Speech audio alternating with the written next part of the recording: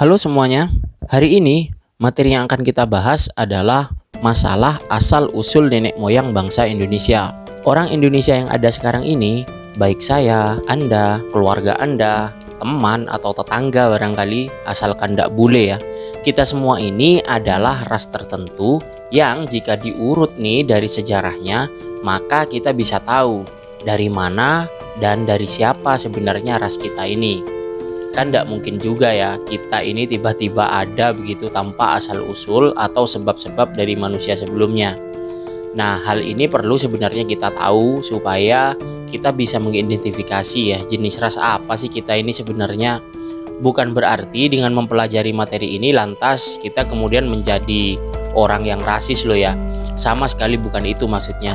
Tapi supaya kita tahu dan sadar bahwa manusia yang ada di dunia ini sebenarnya ya beragam ras, dan kenyataan itu mudah-mudahan bisa menambah khasanah pengetahuan kita dan kita sadar akan perbedaan, kemudian kita bisa menerima perbedaan itu.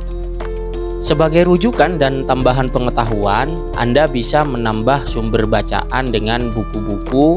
Kalau di sini ada 2 buku ya yang saya rekomendasikan, sebenarnya banyak sih bukunya yang lain. Tapi setidaknya 2 ini dah. Yang pertama buku yang ditulis oleh Dr. Zuliani Hidayah, Ensiklopedi Suku Bangsa di Indonesia. Kemudian buku yang kedua yang ditulis oleh Yuval Noah Harari, judulnya Sapiens, Riwayat Singkat Umat Manusia. Oke, kita mulai pembahasan pertama kita ya dari segi teori asal-usul manusia di Indonesia ya. Jadi dari teori-teorinya dulu nih. Setidaknya ada 4 teori tentang asal-usul nenek moyang bangsa Indonesia. Pembahasan tentang teori asal-usul ini perlu kita tahu agar kita bisa belajar banyak hal tentang perkembangan corak hidup leluhur bangsa kita ya. Kita mungkin lebih populer dengan sejarah bangsa kita ini mulai dari penjajahan Belanda sampai masa sejarah kemerdekaan negara Indonesia ya. Padahal jauh sebelum sampai ke sejarah itu, kita juga memiliki sejarah yang sangat panjang sekali ya, bagaimana akhirnya kita sekarang ini memiliki berbagai macam suku, budaya, bahasa begitu ya. Nah, teori-teori ini didukung juga oleh beberapa ahli, baik dari ahli dalam negeri dan ahli dari luar negeri ya. Yang pertama kita masuk ke teori Yunan dulu. Teori Yunan ini mengungkapkan asal-usul nenek moyang bangsa Indonesia ini berasal dari wilayah Tiongkok atau Cina ya, tepatnya di daerah Yunan. Nenek moyang bangsa Indonesia dipercaya telah meninggalkan wilayah Yunan di sekitar hulu Sungai Salween dan Sungai Mekong ya. Yang sebenarnya di situ itu memiliki tanah yang sangat subur gitu. Hanya saja diperkirakan karena adanya bencana alam, kemudian juga karena ada serangan dari suku-suku lain gitu ya. Orang-orang di Yunan ini kemudian bergerak untuk melakukan perpindahan besar-besaran. Nenek moyang bangsa Indonesia memiliki kebudayaan kelautan yang sudah sangat baik ya. Yakni kita ini dianggap sebagai penemu model asli model perahu bercadik ya, yang menjadi ciri khas kapal-kapal Indonesia saat itu. Menurut teori ini, orang-orang Yunan inilah yang kemudian menjadi nenek moyang langsung dari bangsa Indonesia. Beberapa ahli yang percaya kepada teori ini adalah C.R. Logon, kemudian R.H. Gerdern, kemudian J.H.C. Kern, kemudian J.R. Forster. Dasar utama dari teori Yunan itu adalah ditemukannya kapak tua di wilayah Nusantara yang memiliki ciri khas yang sama dengan kapak yang ada di wilayah Asia Tenggara ya. Nah, penemuan tersebut kemudian menandakan adanya proses migrasi. Nah, disinyalir karena adanya kesamaan penemuan kapak tua itu juga akhirnya disinyalir dulu ada migrasi manusia di wilayah Asia Tenggara ini ke Kepulauan Nusantara. Adanya migrasi manusia tersebut itu disebabkan karena faktor ya terdesak oleh suku lain ya atau bangsa yang lebih kuat begitu. Berdasarkan peristiwa itu juga argumentasi teori Yunan ini kemudian dibangun. Kemudian hal yang mendasari teori Yunan berikutnya adalah ditemukannya kesamaan bahasa ya, yang digunakan oleh masyarakat di Kepulauan Nusantara dengan bahasa yang ada di Kamboja ya, yaitu bahasa Melayu Polinesia. Fenomena tersebut menandakan atau dipercaya ya bahwa orang-orang Kamboja ini berasal dari Yunan kemudian menyusuri Sungai Mekong gitu. Arus migrasi atau perpindahan tersebut kemudian diteruskan saat sebagian mereka ini melanjutkan pergerakan tersebut ke wilayah Kepulauan Nusantara. Jadi kesamaan bahasa Melayu dengan bahasa Champa di Kamboja ini dianggap atau disinyalir bahwa ada hubungan begitu dengan dataran Yunan. Yang selanjutnya kita masuk ke teori berikutnya ya, Nusantara atau teori Nusantara. Menurut teori Nusantara ini, asal-usul nenek moyang Indonesia ini ya berasal dari Nusantara itu sendiri begitu. Jadi teori ini sangat berbeda dengan teori Yunan ya. Kalau tadi nenek moyang bangsa Indonesia berasal dari daerah yang sangat jauh, sedangkan menurut teori ini nenek moyang kita ya orang Nusantara sendiri. Teori ini menyebut bahwa bangsa Indonesia ini berasal dari wilayah Indonesia itu sendiri, tidak melalui proses migrasi begitu ya, dari daerah mana ke daerah mana, itu tidak ada menurut teori ini. Teori Nusantara ini didukung oleh para ahli antara lain Goris Keraf, kemudian J. Crawford, kemudian Sultan Takdir Ali Syahbana, dan Muhammad Yamin. Dasar utama dari teori Nusantara adalah berdasarkan kepada bangsa Melayu yang memang dianggap bangsa dengan peradaban yang sudah tinggi begitu. Karena peradabannya sudah tinggi, maka peradaban itulah yang kemudian berkembang menjadi peradaban yang sekarang gitu. Jadi nggak ada hubungannya tuh dengan masalah orang-orang dari Cina atau dari Yunan gitu. Anggapan tersebut didasari pada hipotesis bahwa bangsa Melayu telah melewati proses perkembangan budaya sebelumnya di wilayahnya sendiri. Jadi kesimpulannya bangsa Melayu asli di Nusantara ini ya tumbuh berkembang dengan sendirinya begitu, tanpa adanya perpindahan dari tempat mana ke tempat mana. Nah, menurut teori Nusantara ini adanya kesamaan bahasa begitu ya antara bahasa Melayu dengan bahasa Champa di Kamboja seperti yang teori Yunan tadi itu dianggap cuma sebuah kebetulan begitu. Kemudian juga dasar selanjutnya adalah penemuan Homo soloensis dan Homo wajakensis di Pulau Jawa begitu ya. Karena kita sudah punya fosil manusia modern yang sudah tertua begitu, yang temukan di Solo dan Wajak, maka alasan kita atau dasar kita untuk menjadi bangsa yang berikutnya berkembang begitu ya, barangkali tidak bisa diragukan begitu. Itu bisa saja terjadi menurut teori Nusantara, karena kita sudah punya orang-orang tertua yang ditemukan di Solo dan Wajak. Lanjut ke teori berikutnya adalah teori out of Africa ya. Menurut teori out of Africa ini, asal-usul nenek moyang bangsa Indonesia lebih berbeda lagi dari yang sebelumnya ya. Teori ini mengungkapkan bahwa asal-usul nenek moyang bangsa Indonesia itu berasal dari Afrika, bukan dari Yunan, bukan juga berkembang dari Nusantara sendiri. Anggapan ini berdasarkan pada kajian ilmu genetik ya, lewat penelitian DNA mitokondria, gen perempuan dan gen laki-laki. Nah, kemudian menurut teori ini orang Afrika ini bermigrasi dari Afrika hingga ke wilayah Australia yang sudah mendekati ke wilayah Nusantara. Teori ini kemudian juga mengungkapkan bahwa bangsa Afrika ini bermigrasi dan melakukan perpindahan menuju Asia Barat sekitar ya 50 sampai 70 ribu tahun yang lalu ya. Pada sekitar tahun itu bumi itu sedang memasuki akhir zaman glasial, yaitu ketika permukaan air laut menjadi lebih dangkal karena air waktu itu ya juga masih berbentuk gletser ya. Pada masa itu memang memungkinkan gitu manusia untuk menyeberangi lautan hanya dengan menggunakan perahu-perahu sederhana. Nah, fenomena-fenomena itu kemudian diperkuat dengan penemuan fosil laki-laki di bagian wilayah Lek Munggo. Selain itu juga ada dua jalur yang diperkirakan menjadi wilayah yang ditempuh oleh bangsa Afrika untuk mencapai ke wilayah Nusantara waktu itu ya, yaitu jalur menuju lembah Sungai Nil. Wilayah tersebut melintasi semenanjung Sinai, kemudian ke bagian utara melewati Arab Levant, dan jalurnya yang digunakan juga melewati Laut Merah.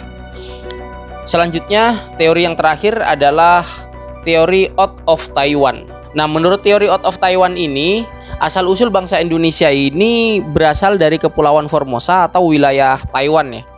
Teori ini rupanya didukung oleh ahli bernama Harry Truman Simanjuntak yang mendasari atas argumen pada teori-teori ini ya. Dasar utama dari teori out of Taiwan ini yang pertama adalah tidak adanya pola genetika yang sama antara kromosom manusia bangsa Indonesia dengan manusia dari bangsa Tiongkok, Cina atau Yunan tadi. Masih berdasarkan teori ini juga, bahasa yang digunakan dan berkembang di Nusantara ini dianggap adalah bahasa yang masuk dalam rumpun bahasa Austronesia.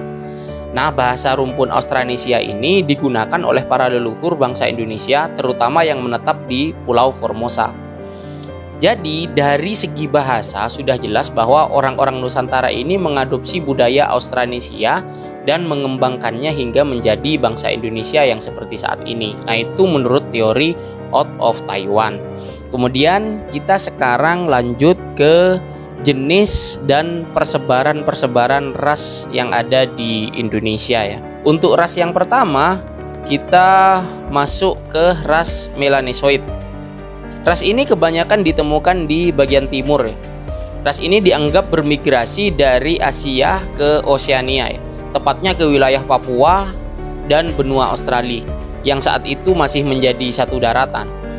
Selain wilayah Papua dan Australia, bangsa Melanesoid ini juga menyebar ke berbagai wilayah seperti Bismarck, Fiji, Solomon, Vanuatu, Papua Nugini. Di Indonesia sendiri, persebaran tertinggi ini ada di wilayah Papua ya, sebanyak 70% yang menempati wilayah Papua. Untuk 30% lainnya ini ditemukan di sekitar Papua ya, misalnya di Papua Nugini. Proses persebarannya ini juga disebabkan adanya migrasi yang dilakukan penduduk Yunan ke Nusantara pada 2000 tahun sebelum Masehi. Nah, dalam perkembangannya, ras Melanesoid ini melakukan percampuran dengan ras Melayu Indonesia ya. Percampuran ras Melayu dengan ras Melanesoid ini akhirnya menghasilkan keturunan Melanesoid Melayu. Sekarang ini banyak tersebar di wilayah Nusa Tenggara Timur dan Maluku. Untuk ciri-cirinya, yang pertama adalah kulitnya gelap ya, kemudian rambutnya keriting dan gelap juga, kemudian bibirnya relatif tebal, postur tubuhnya tegap, hidungnya lebar, kemudian tingginya sekitar 160 sampai 170 cm. Kemudian untuk barang-barang peninggalannya di sini ada kapak genggam, kapak perimbas, kapak penetak, dan alat serpih ya, baik itu dari batu ataupun yang dari tulang. Selanjutnya kita masuk ke ras berikutnya, yaitu ras Proto Melayu atau Melayu tua. Bangsa Proto Melayu ini pada awalnya tersebar di Madagaskar sampai pada pulau paling timur di Pasifik ya. Selain itu, mereka juga memasuki provinsi Yunan di Cina Selatan dan bermigrasi ke Indonesia, Siam, hingga akhirnya masuk ke Kepulauan Indonesia. Bangsa Proto Melayu ini yang datang ke Indonesia ini melalui dua jalur persebaran. Yang pertama adalah jalur barat dan jalur timur ya, kedua jalur timur. Jalur barat ini melalui Semenanjung Melayu, lalu masuk ke Sumatera dan menyebar ke seluruh Indonesia. Sedangkan untuk jalur timurnya, mereka melalui Filipina, kemudian masuk ke Sulawesi, baru menyebar ke seluruh wilayah Indonesia ya. Suku yang tergolong ke dalam bangsa Proto Melayu saat ini itu adalah suku Sasak, kemudian suku Toraja, Dayak, dan Nias. Nah, sekarang masuk ke ciri-cirinya. Untuk ciri-cirinya, yang pertama dia berasal dari Yunan, datang sekitar 1500 sebelum Masehi, kemudian kulitnya kuning kecoklatan, rambutnya lurus, kemudian juga bermata sipit. Untuk barang-barang peninggalannya di sini ada antara lain kapak persegi ya, kemudian kapak lonjong, kapak bahu, dan kemudian tembikar.